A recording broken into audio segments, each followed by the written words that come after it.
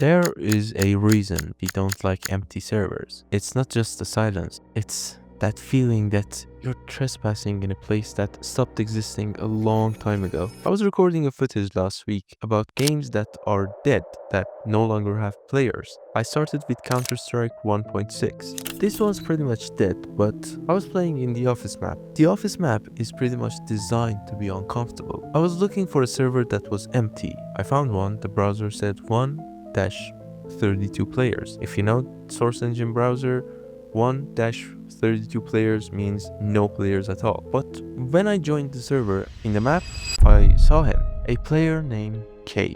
He was crouching in the corner, facing the wall, perfectly still. I froze. He scared the shit out of me. My first thought was that it was a glitched bot. I've seen plenty of AI break and get stuck in the corners in CS. I walked up to him, I typed hello in chat, nothing. I even shot the wall next to his head. He didn't flinch. I was about to leave, convinced it was just a frozen script, when the chat box in the bottom left corner suddenly ticked. E2-E4. 5 characters, no context. He waited exactly 60 seconds. Then E7-E5. He typed it and then he immediately logged out. Gone. I was confused. I sat there staring at the screen. It looked like a serial number, or maybe coordinates. E2, E4. I wrote it down on a notepad just in case. I was curious. The next night, I went back. I didn't think he'd be there, but at exactly 9 p.m., Kay joined the game.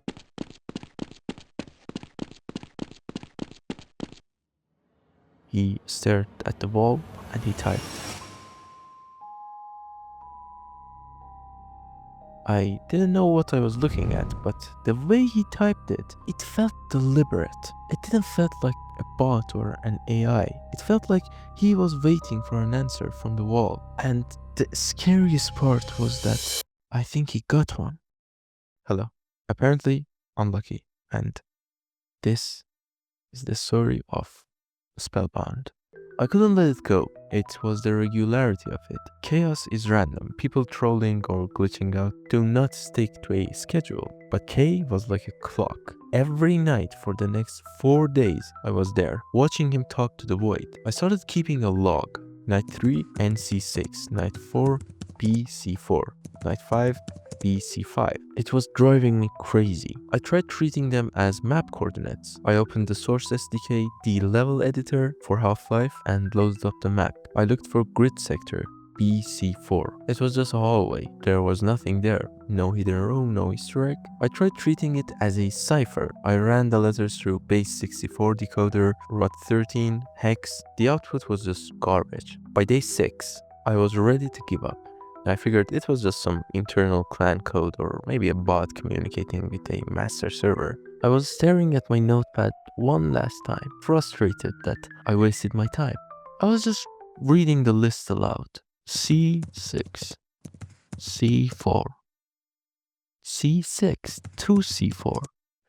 Wait, I felt like an idiot. I opened a new tab and typed chess notation into Google, and there it was, algebraic notation. N stands for knight, B stands for bishop, E2 is a square on the board. He wasn't speaking code, he was just playing a game. I quickly started chess on my PC and I started plotting the moves I had seen over the last week.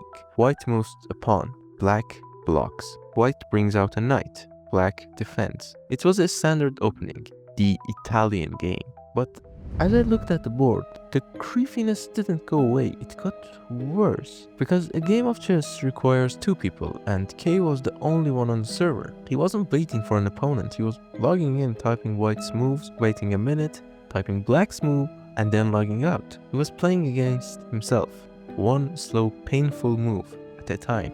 But why?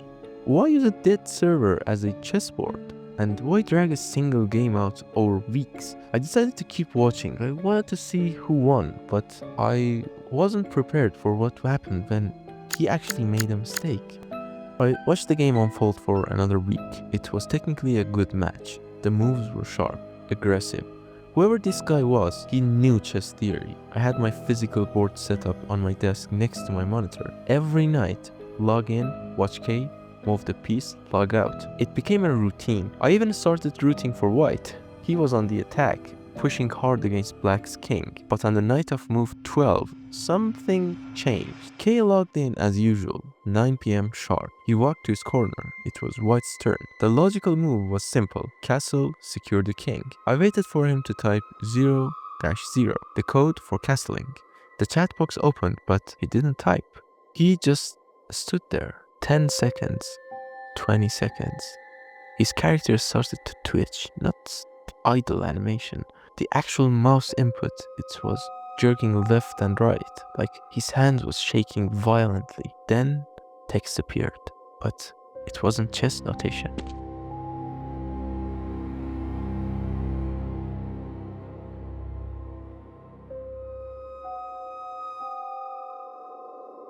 I can't see the pieces. I was frozen and scared. I blinked. He typed again, faster this time. It's too dark in here. Please, let me turn on the light.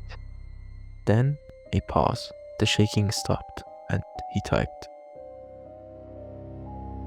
He made a move, but it was a bad move. It was a blunder. He left his bishop completely exposed. He logged out immediately after. I sat there looking at my physical board. I can't see the pieces. It's too dark. He wasn't talking about the video game. The game brightness was fine. And the sudden switch, the panic, followed by a cold, calculated but wrong chess move. It felt like two people fighting over the keyboard. One wanted to play the game, the other wanted to turn on the lights. That message kept me up that night. I can't see the pieces. Until that moment, I thought I was watching a lonely gamer. Now, I felt like I was watching a breakdown. The next night, I was dreading 9 p.m. I logged in early. He joined right on time, as usual. It was Black's turn to move. He opened the chat. Morse code. Even I knew that was SOS. Then, immediately after, EXD4. He took the pawn. He played the chess move. But then, he didn't log out. He stayed. He started typing rapidly, not coordinates, not words, just hex code. 48, 65, 20, 6C, 69, 65, 64, 48, 65, 20, 6C, 69, 65, 64. He typed it twice. Then, he spun his character around in a circle, fired his weapon into the ceiling, and disconnected. I was left in the dark. I grabbed the hex code from the chat log. 48, 65, 20, 6C, 69, 65, 64. I put it into a converter. It wasn't gibberish. It was a sentence, a short, terrifying sentence. He lied. I looked at my chessboard. The game was falling apart. White had made a blunder. Black had responded with aggression. But the players? One is screaming for help. The other is claiming the first one is a liar. This wasn't K playing against himself. This was K playing against someone else. And the game was the only way they could talk to each other. Before we go any further, we need to talk about 1945, specifically a film called Spellbound. It's a movie that creates a very specific, very terrifying blueprint for how the human mind handles trauma. The story follows a man who arrives at a mental hospital claiming to be the new director, Dr. Edwards. He has the credentials, he has the confidence, he walks like a doctor and talks like a doctor, but he isn't Dr. Edwards. The real Dr. Edwards is dead.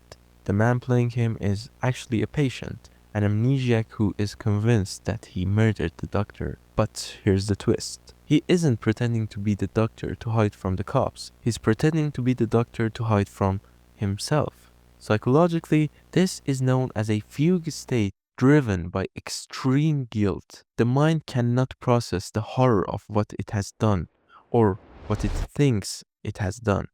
So it snaps. It creates a new reality where the tragedy never happened. If I became the victim, then the victim is still alive. And if the victim is still alive, then I am not the killer. It is the ultimate survival mechanism. The brain builds a fortress of logic and routine to keep the truth out. In the movie, this fortress holds up until small cracks appear.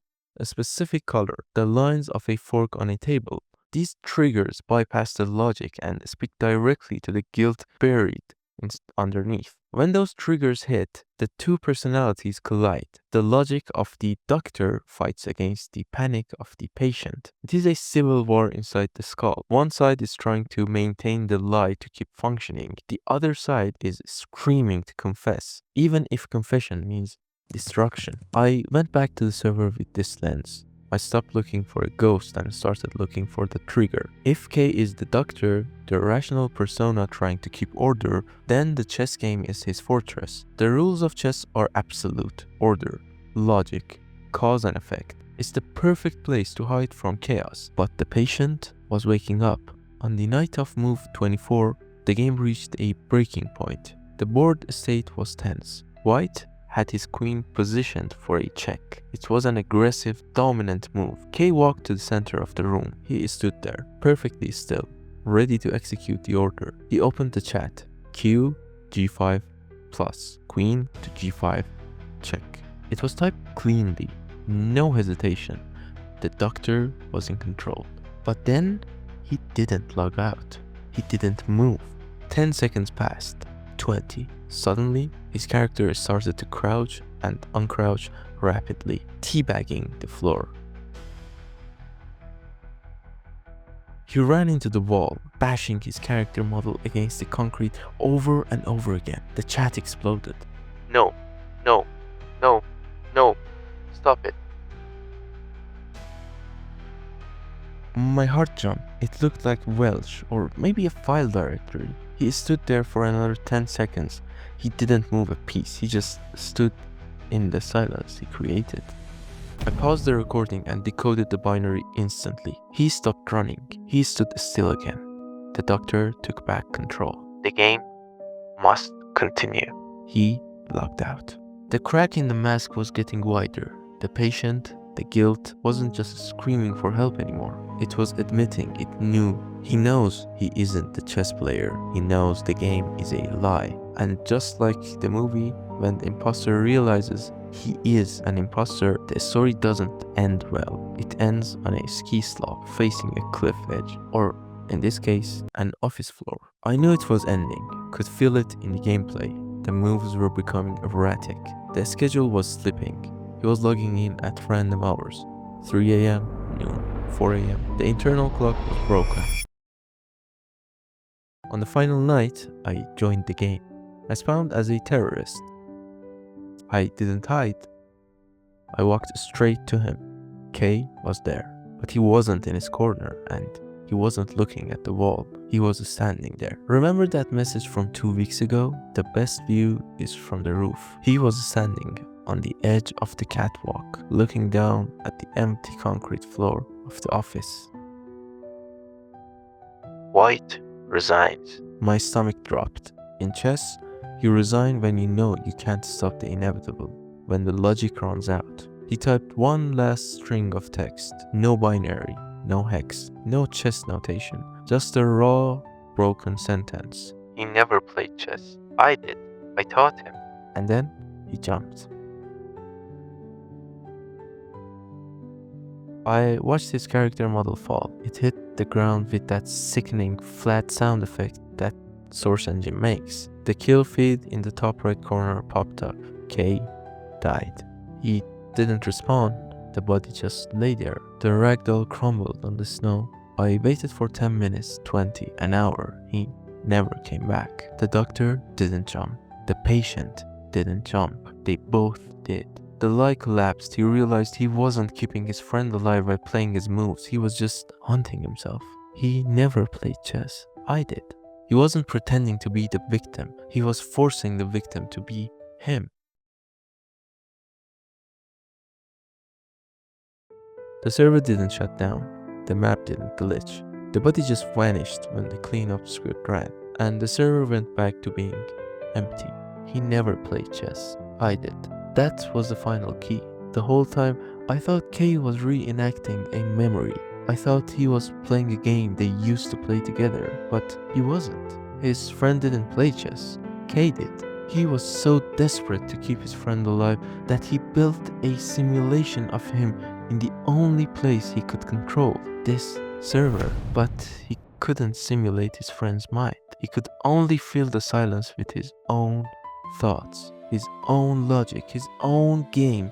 He wasn't haunted by a ghost, he was haunting a puppet. And that is the terrifying trap of grief. We try to keep people alive in our heads, but eventually we run out of source material. We start putting our own words in their mouth. We make them play our games, and slowly they stop being them and they just become reflections of us. Kay jumped because he finally looked in the mirror. He realized that the person sitting across their board wasn't his friend, it was just a save file he corrupted.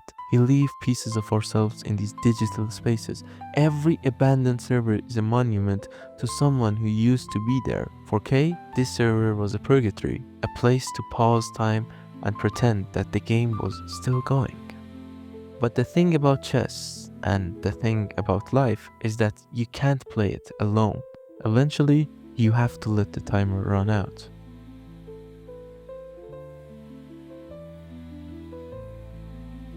I haven't seen Kay since. The server is still up. Population 0. But sometimes when I log in, I like to think the game is finally over and that maybe, just maybe, he found a way to win.